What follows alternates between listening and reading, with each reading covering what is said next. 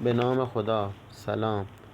دوبه ژاپنی سرپوشیده باری با ظرفیت بالای 3000 تن به احتمال زیاد به کشتی‌های باری مدرن اشاره دارد که در قرن 20 و بعد از آن برای حمل و نقل سنگین طراحی و ساخته شدند. این کشتی‌ها از تکنولوژی مواد مدرن مانند فولاد استفاده می‌کنند.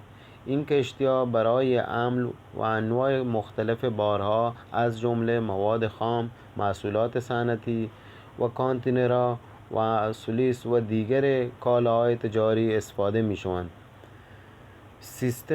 سیستم نگهداری و تهویه این سیستم‌ها برای حفظ و شرایط مناسب برای بارها و جلوگیری از آسیب به آنها استفاده می‌شوند. ماشین آلات و تجهیزات مدرن برای جابجایی بارها و اطمینان از عملکرد ایمنی و کارآمد کشتی